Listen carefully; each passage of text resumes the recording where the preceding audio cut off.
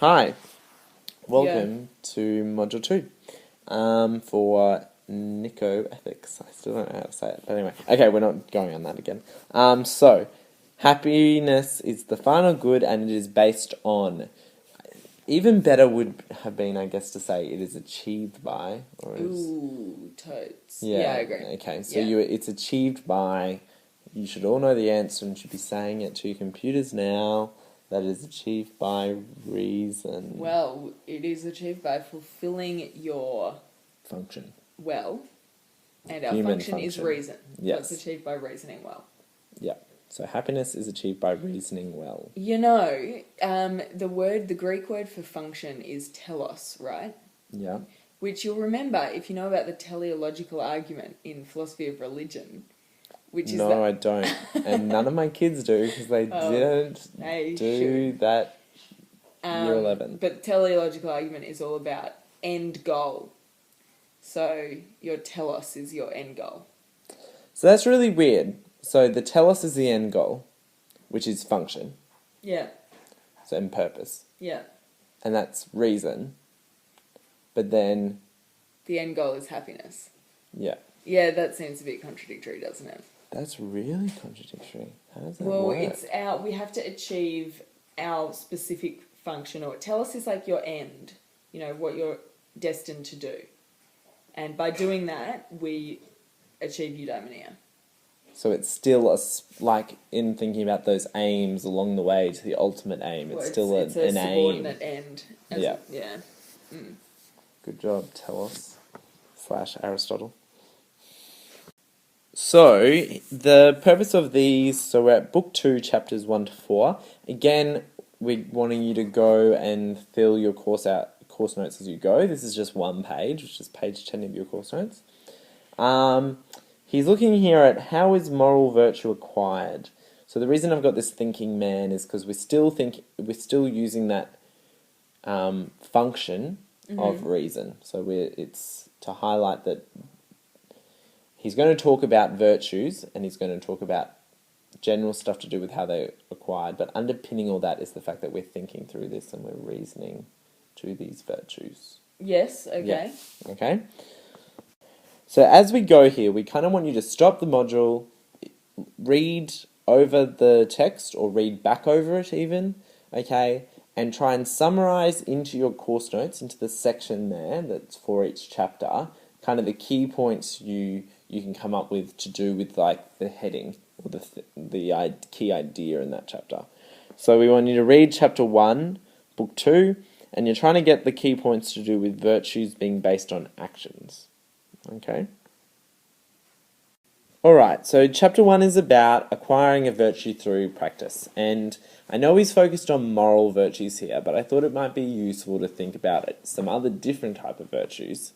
Okay, so the virtue or function of doing, of playing golf. Okay, a golf player. Yep. And it's the idea that we don't learn that virtue by just thinking about it, I guess, or even though reason should be the way you get there, there's an element of thinking, but there's also a big element of doing, okay? Yeah. So you've just got to be doing that action again and again, and that's how you develop it as a virtue, and he would say that it's kind of developed as a habit. Well, yeah? Aristotle has a famous quote saying excellence is not... what does he say? Basically, excellence is not something you're...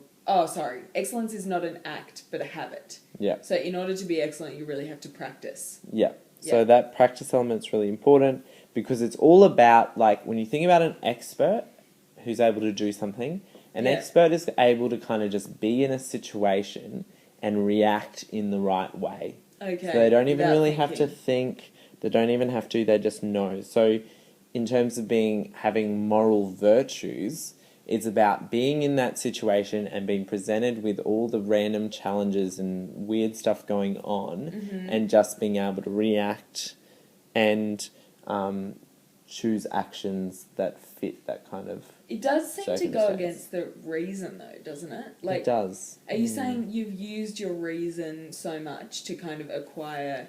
I think you use the reason to determine the virtues. which is what we're going to look at Oh, later. we're going to look at that later. Yeah. So to find out what the virtues are, Yeah. you use reason. Yeah. So you probably need to use reason to figure out what you need to do as a good golf player. Okay. But then to actually develop those skills. It's just pure practice. Yeah. Okay, I think I get that.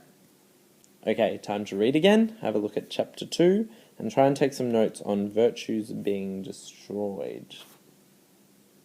So the second chapter is all about, hopefully you will have picked up on this, virtues being destroyed by the vices of excess. So these are going to be really key words. Excess, which is too much, and defect, which is too little. So Okay? sorry to butt in. And by the way, this slide is absolutely amazing. Yeah, good. But you know how we just said that you use your reason to find out Yeah. what the virtues are? Yeah. That's what we're doing now. So we're actually Yeah. using our brains to make a decision about what is a nice, virtuous way to act. Yeah. So this is one key example. Yeah.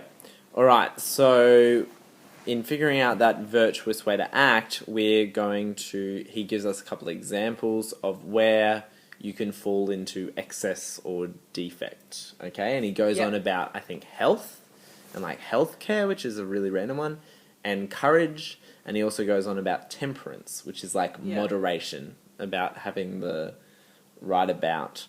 Okay. So let me just explain the pictures first. Okay, so confusing. with temperance, you can be like really indulgent, like overindulgent, Greedy, and self-indulgent, which is like the excess of it. Yeah. So in my class, whenever we were talking about with the last text, we always kept thinking of like the fat kid in Matilda, What's his name?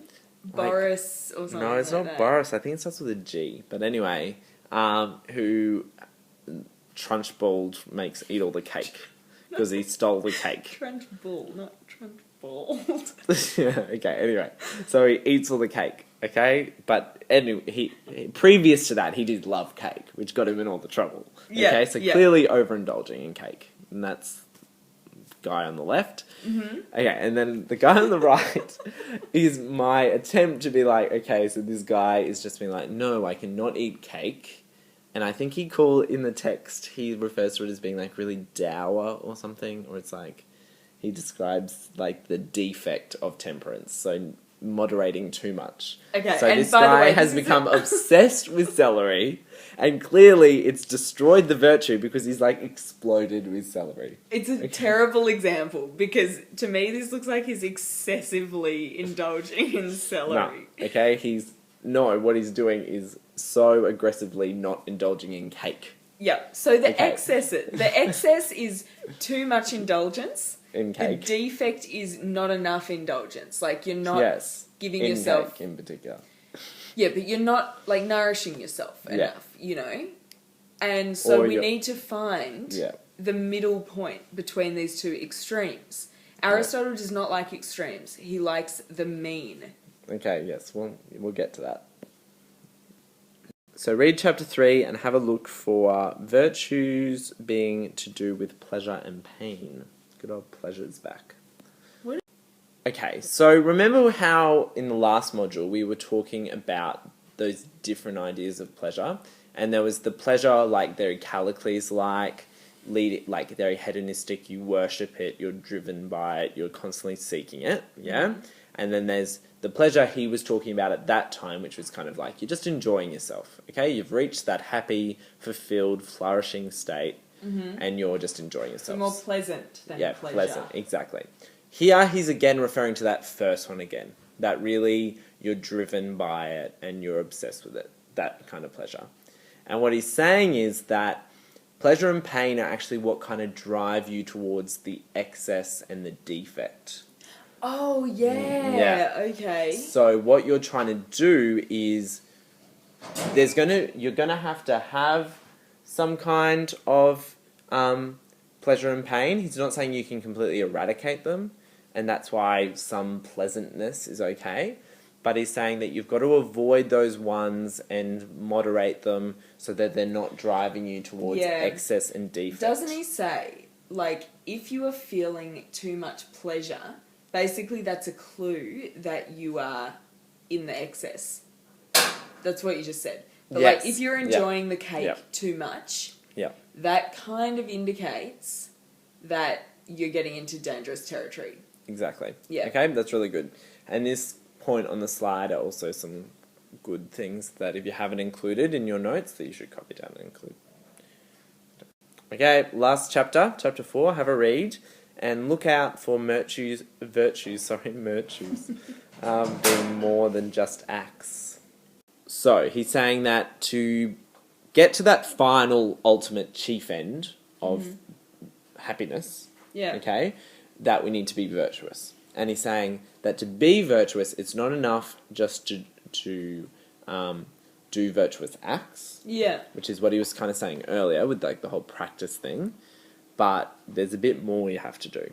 And he's saying to actually achieve being virtuous so that you can achieve happiness, you have to be virtuous in the way a virtuous or virtuous man would do, okay? And this requires certain conditions, which are here, all right? And so, as in, you can always do a good act out of bad intentions. Virtuous act. A virtuous act from, like, Probably not different to virtuous good. intentions, like, oh, I'm just going to show off and everyone's going to love me because I'm going to do this virtuous So, act. a virtuous act is not a good act in his way of thinking about it. Different? It is an excellent act. Like, it's... You're doing something in an excellent way.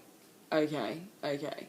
But basically, you can't just do the excellent act without having excellent motives behind it. Is that the point he's making here? Yes. Yeah. Okay. Yeah. Go on. Well, it's just basically saying you've got to actually be conscious of what you're doing. And you've got to... So you must choose the act. Yeah, you're choosing the act, but you're choosing it because you want to do that act in itself, not because you want to be virtuous. So you're not using it to achieve something else. Yeah. You're choosing it because you think it's kind of the right thing to do. Cool. Well done. That's that module. Again, try to have those course notes filled in. Bye.